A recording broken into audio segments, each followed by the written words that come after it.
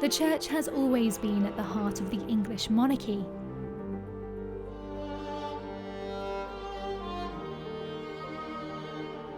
Join me, art historian Victoria Jenner, as I explore the interiors and decoration of some of the greatest churches in England. For the first time, these exquisite buildings are seen in unprecedented detail. With intimate views of fabric, carving, and furnishings, I celebrate the glory of England's forgotten royal churches and their links to the most opulent country residences. Each church is no longer active nor used for regular worship and now belongs to the Churches Conservation Trust, the national charity protecting churches at risk. We follow the footsteps of Edward VII in Oxfordshire, reliving a king's coronation. We next travel to Yorkshire and end our story in Surrey.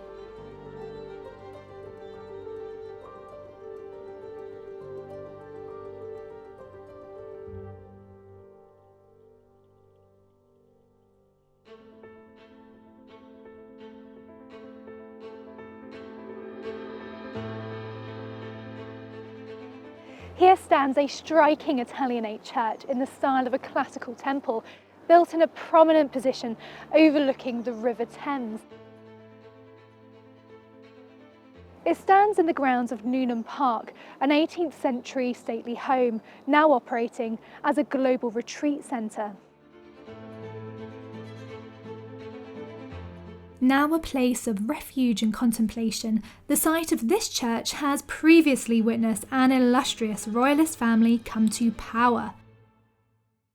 It wasn't until 1710 when this gentleman, Viscount Simon Harcourt, had built a budding career as Lord Chancellor and Ambassador to Paris and Viceroy of Ireland for Queen Anne, and he bought 8,000 acres of land here for the princely sum of £17,000, which is the equivalent of about £2 million today. Here at Newnham, there was a medieval village with a manor house and a church and a mill, but it was the ideal location because it was on a little hill that overlooked the River Thames. And Palladio, the great Italian architect, said that was the ideal place for a villa.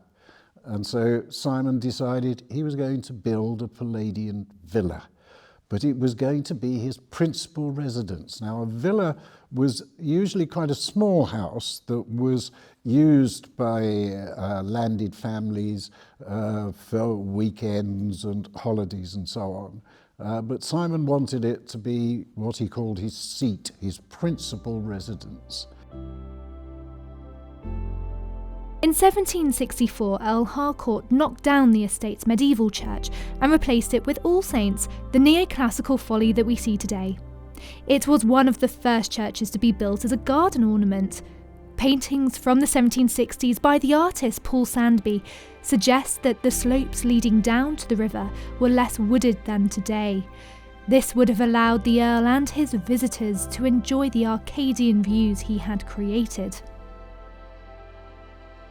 And the Harcourts were indeed rewarded for not only their loyalty and friendship, but also building such a heavenly and picturesque holiday spot. Members of the monarchy were among the house visitors and play a large part in Newnham Courtney's history.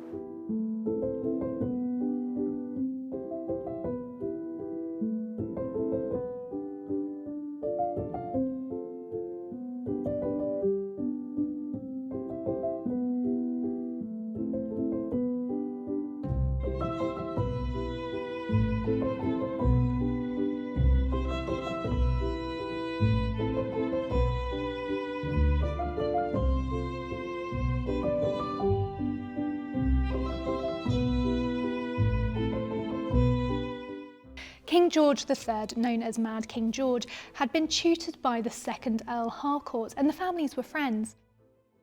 King George and Queen Charlotte were visitors to the house in 1786, and during the visit, the king disappeared.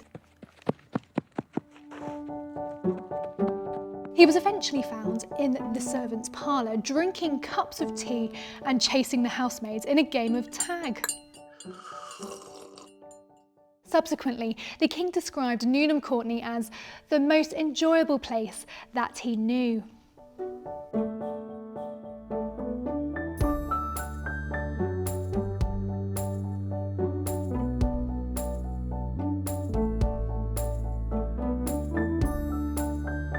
The house once again became the centre for a glittering social life, particularly after the young Queen Victoria chose it as the place to stay in the summer of 1841, when Prince Albert was awarded an honorary degree at Oxford, and all the heads of the colleges were entertained to a party in the drawing room. The Queen wrote in one of her letters, "This is a mostly lovely place. Pleasure grounds in the style of Claremont, only much larger, and with the Thames, and winding along beneath them, and Oxford in the distance. A beautiful flower garden and kitchen garden, and all kept in perfect order." Queen Victoria's son Bertie, who became Edward VII, continued the friendship of the monarchy and the Harcourts. He succeeded to the throne in 1901.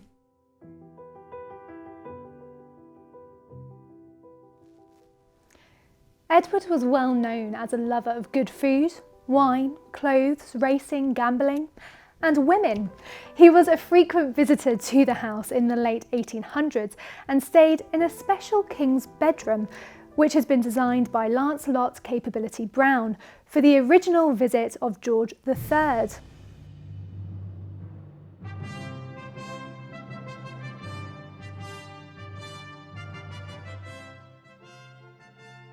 This is the dining room, one of the grandest rooms in the house, where the Earl and his wife held parties and entertained important royal guests. Imagine what it must have been like during the heydays of the 18th and 19th centuries.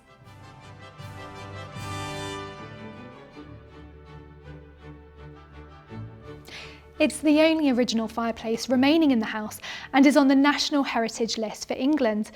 The Earl was enthusiastic about 3 styles of architecture and asked Leadbetter to incorporate French, Greek and Roman features onto the design. If you look closely, you'll see the fireplace has Greek motifs. The columns are also a type of imitation marble that was fashionable at that time.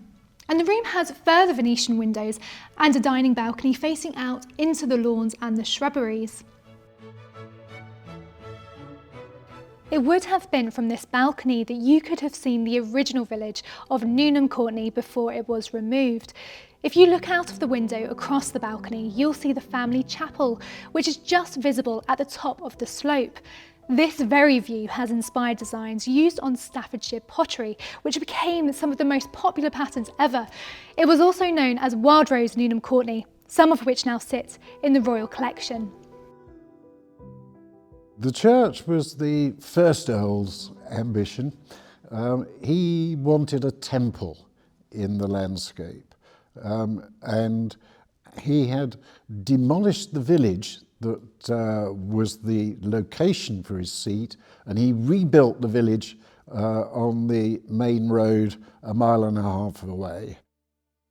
He rebuilt the village on very, very symmetrical plan so that it looked classical, even though the cottages are timber framed and very, very vernacular. He did all of that because he wanted this landscape around his new house, and he decided that the medieval church just didn't look right. What he wanted was a classical temple. And so he designed the temple himself with the advice of James Athenian Stewart. And it's there again as an eye-catcher to the north of the house, and is a very interesting building. Doesn't look like a church at all. It's got, when it was first built, it didn't have any pews, it had no chancel, it only had a single bell, because he wanted a temple, not a church. And in fact, the north side there's a great big Doric pediment, and that's just a garden seat, so that you could sit on that seat and the land slopes away and you can see in the distance the gleaming spires of Oxford. So he embraced Oxford from his temple on the hill. I am so excited to venture inside, as this church is home to some of the most unique and publicly displayed royal wreaths and coronation relics relating to King Edward VII.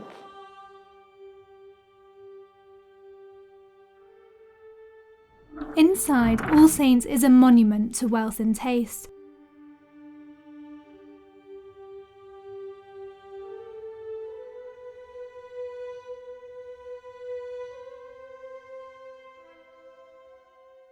Edward VII gifted his coronation carpet to the Harcourt family, which they placed in the nave of their family chapel. The coronation of his mother in 1838 at Westminster Abbey had not been well planned and was somewhat underwhelming. Successive Jubilee celebrations, however, paved the way for a grand coronation for Edward. Although he became king upon his mother's death in 1901, it wasn't until the following year in 1902 that he would be crowned king. In December 1901, an executive coronation committee was formed, working closely with the king to set the agenda for the event. On the 9th of August 1902, King Edward and his wife, Alexandra, were crowned king and queen in a lavish ceremony at Westminster Abbey. The service was taken by the elderly and frail Frederick Temple, Archbishop of Canterbury. He adamantly refused to delegate any parts of his role and actions during the service, and so had to be aided by two bishops throughout the ceremonies. His eyesight was deteriorating to a point where the order of service had to be printed in a large typeset on prompt scrolls made just for him.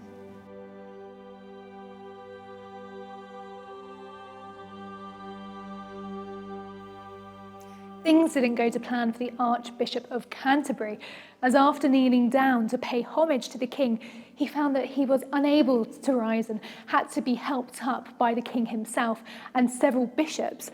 He also rather embarrassingly placed the crown on the king back to front, and clearly flustered, a well-meaning colleague approached the Archbishop and asked if he was okay, to which the Archbishop gave a short and rather loud response heard by the whole congregation of, "Go away!"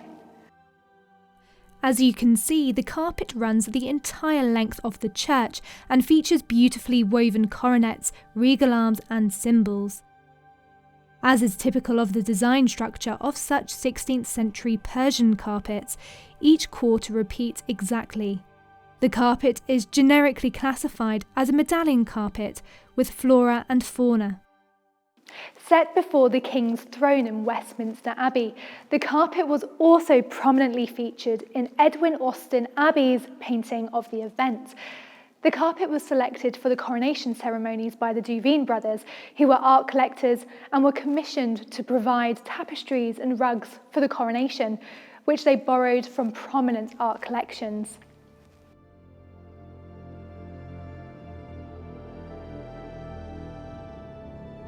And the carpet isn't the only surviving connection with Edward and his friendship here.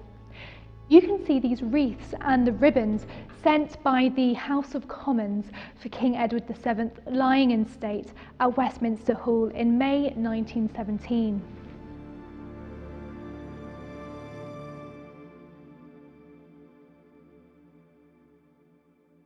At one time, royal arms were as commonplace as fonts or pews in many churches. But now only an estimated 15% of churches still have royal arms today. The Church's Conservation Trust, however, is fortunate to have royal arms in nearly 100 of the over 350 churches in its care.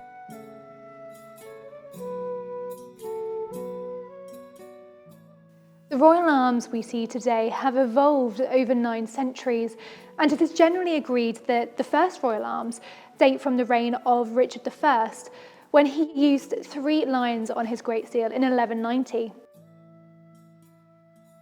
Lions had been used by the Normans to signify royalty, but it was not until the 12th century that a consistent English heraldic system emerged. Royal arms first began to appear in churches to show the status and ancestry of the deceased who were not of royal lineage. They were displayed on tiles, stained glass, and monuments. For example, the alabaster monument at All Saints Church in Harewood, situated in West Yorkshire, to Sir William Gascoigne, who served as Lord Chief Justice from 1400 to 1413, displays a beautifully carved relief.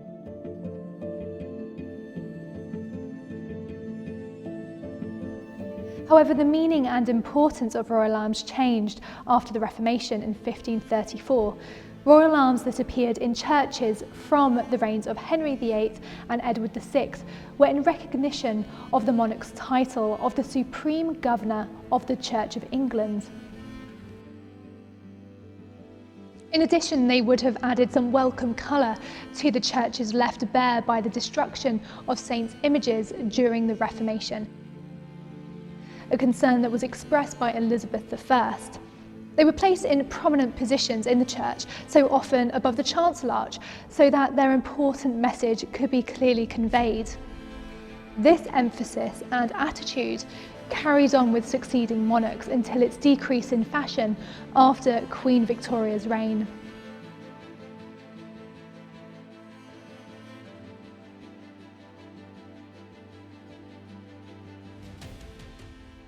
So this beautiful church is Holy Trinity, Blackburn, which was built between 1837 and 1846 by Edmund Sharp, and it's full of the most incredible examples of royal arms. But instead of looking at the walls or the monuments like we normally would, we have to look up because the ceiling is covered in over 80 painted heraldic panels. Many of these are commemorating the families who contributed financially to the cost of building the church. However, in the centre is the coat of arms of Queen Victoria, which is 4 times as large as any of the panels around it. Surrounding the coat of arms are the emblems of France, Scotland, Wales and Ireland, and these can be found in the corners. Visitors to the church will also be able to find other interesting coats of arms, including the Tudor rose, which can be found at the east end of the church, flanked either side by the emblems for the House of York and the House of Lancaster. There are also coats of arms for other kings, including Edward the Confessor and Henry III.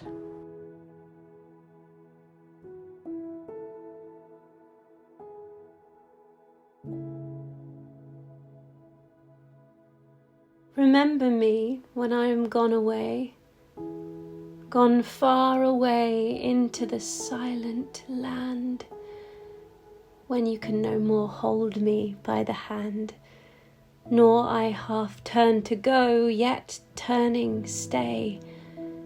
Remember me when no more day by day. Christina Rossetti is a good example of a writer whose poetry was shaped not simply by devotion to God, but by devotion and regular church going. Given the number of works produced in the 19th century that claimed the Bible and the Book of Common Prayer as poetry, not to mention the increasing use of hymns in worship, church was the location in which Victorians, whether poets or avid readers, would have encountered poetry on a regular basis. The church is not only a place to show off wealth, stylishness or power, but a space for spiritual and physical refuge.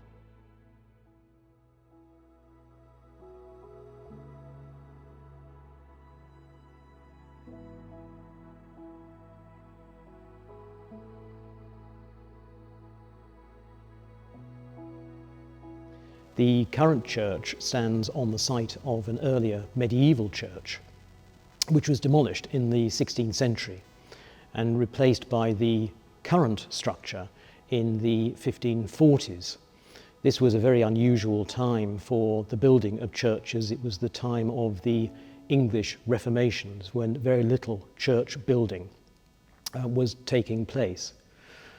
The current building was then extended at various times during its history, and developed a very close relationship with one of the medieval manors of Esher, which was the manor of Claremont and the Claremont estate. The charming Tudor church of St George's, Esher in Surrey, is where Queen Victoria commissioned a memorial for her uncle and his first wife, Princess Charlotte. Note how they are presented giving alms to the poor. They are purposefully being presented as philanthropic, charitable and generous to the local impoverished families and the church. The church is denoted as a space of charitable giving, and one contemporary historian called it the age of charitable societies. The pressures of industrialisation, rapid population growth and blighted cities had enlivened charitable enterprise. So too had religious revival, which had inspired a phenomenal growth in voluntary institutions, especially among women of privilege. The ownership of the Claremont estate passed through a number of different owners, and ultimately it was bought by Parliament for Princess Charlotte of Wales and her husband Prince Leopold. Princess Charlotte was at that time the only legitimate grandchild of George III and was thought to be a future Queen of England. And Parliament was so delighted when she had found a suitable husband in Prince Leopold, they bought the Claremont estate for the newly married couple. I think that the story of Claremont and the way that it's connected with Princess Charlotte and her marriage is one of the most interesting parts of the royal history of the Georgian period. It was probably the happiest year of Charlotte's life. She was only here literally for just over a year, but she adored it because she got her own home. It was a refuge for her. She was away from the royal family. She had a husband whom she loved, and they had friends whom they could call in on any time. Every evening they spent time just quietly playing the piano together. She was very interested in trying to help local people. They went for a walk every day in the park, in the estate, and on one occasion, for example, just an example, she saw an elderly lady sitting in front of her cottage trying to read her Bible, but the print was too small. And she saw this and noticed it and talked with her, and then she arranged for a much bigger, better Bible to be sent to this old lady. A dutiful young Regency wife, Princess Charlotte became pregnant almost immediately, in stark contrast to her father, the Prince Regent, who was universally despised. The young princess was extremely popular, and her pregnancy was closely monitored and followed by an enthusiastic public. However, tragedy befell the young couple, and Princess Charlotte suffered 2 miscarriages before carrying her 3rd child to full term.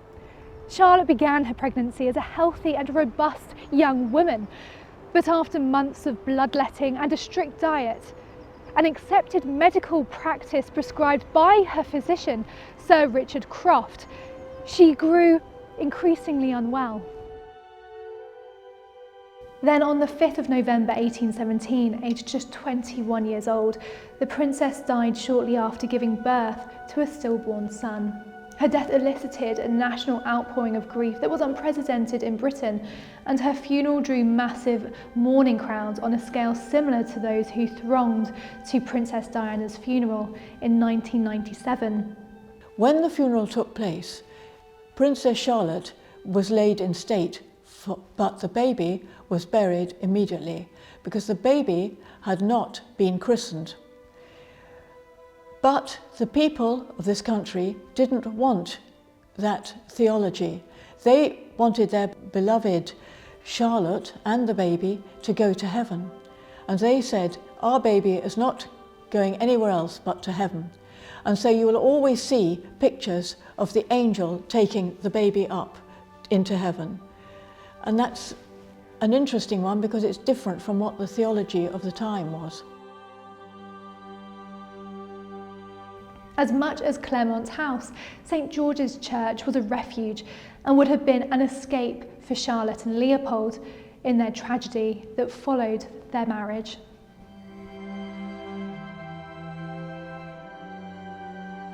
A chamber pew with Corinthian columns can be found inside Esher Church.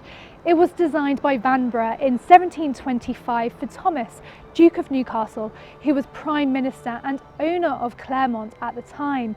It is remarkable to think about who would have actually sat here on this very pew in times of contemplation and perhaps reflection, from Princess Charlotte and Prince Leopold, and future Queen Victoria and Prince Albert, and even their son Prince Leopold and Princess Alice, Countess of Athlone. Leopold left the estate in 1831 when he became King of the Belgians, but retained ownership of it until he died in 1865. His niece continued to make visits there, finally buying Clermont for her youngest son, Leopold, Duke of Albany, in 1882. It was Queen Victoria herself who commissioned the memorial to Charlotte and Leopold, originally installing it on the staircase at Clermont. The Duchess of Albany later gave it to St George's Church in Esher, where it remains today. The church and house became subsequently another space of safety after the Revolution in France of 1848, when Louis-Philippe, King of the French, and his family escaped to England in disguise. They were granted permission by Queen Victoria to reside at Clermont House in Surrey and remained there in exile until their deaths. We then look at St John's Church in Leeds, where we find another example within the Trust's portfolio where the church symbolises a place of safety for an exiled monarch. St John's is the oldest church in Leeds city centre. It was built in the 1630s, a turbulent time in England when very few new churches were being constructed. The glory of the church lies in its magnificent Jacobean fittings.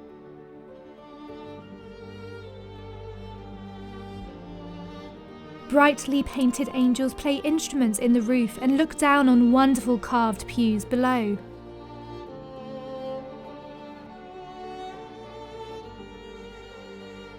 The church building was entirely funded by wealthy merchant and royalist John Harrison, who also paid for the grammar school and almshouses nearby. Harrison's benevolent spirit still pervades the church. He is buried near the altar, and a series of stained glass windows depicts his good works. One of the windows shows an apocryphal tale in which Harrison presents King Charles, imprisoned in Leeds, with a tankard of gold coins disguised as a draught of ale. John Harrison, it seems, was loyal to the king during the Civil War, if we are to believe the story that has come down from his nephew, Reverend Henry Robinson. The tale relates how King Charles I, a prisoner of the Scots in 1647, stayed overnight at Redhall, the home of Thomas Metcalfe, a Leeds merchant. Harrison asked permission to give the king a tankard of ale. However, when the king lifted the lid of the tankard, it was filled with gold coins.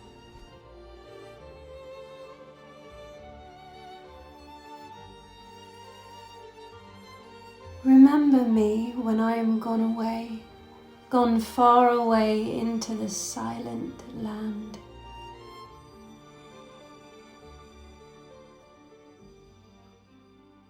All Saints' Church in Harewood, West Yorkshire, dates from the 15th century. It is remarkable for 6 pairs of effigies dating from 1419 to 1510, commemorating the owners of Harewood Castle and the nearby Gawthorpe estate. They are some of the greatest surviving examples of medieval alabaster carving, virtually without rival in England. And All Saints possesses a unique royal link, being the place of rest for Mary, Princess Royal and Countess of Harewood, in the family vault. Members of her family and the royal family attended Harewood for her funeral. including King Charles and the late Queen Elizabeth II. During her lifetime, Princess Mary witnessed the reigns of 6 British monarchs, from Victoria, Edward VII, George, Edward VIII, George VI, and Elizabeth II.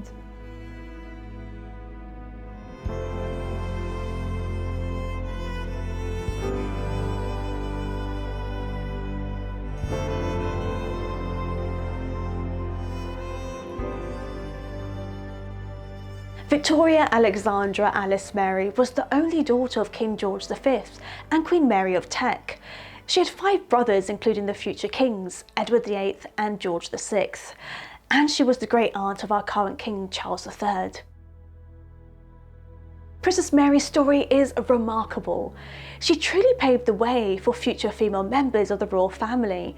She was the first female chancellor of a university, which happened to be the University of Leeds, the first female honorary general of the British Army, and the first daughter of a monarch to train and work as a nurse. During the First World War in 1914, Princess Mary came up with the idea to send every serving soldier and sailor, which was over 2.5 million at the time, a Christmas present. She created what is now known as the Princess Mary gift tin. Each tin contained cigarettes, tobacco, a pipe, a lighter, a Christmas card for the princess, photos of Princess Mary and her parents, King George V and Queen Mary.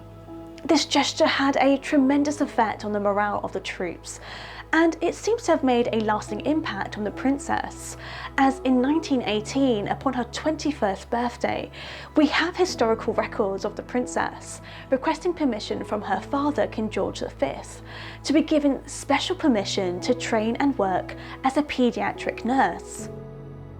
In the same year, on the 20th of November, Princess Mary became the first member of her family to travel to France following the armistice.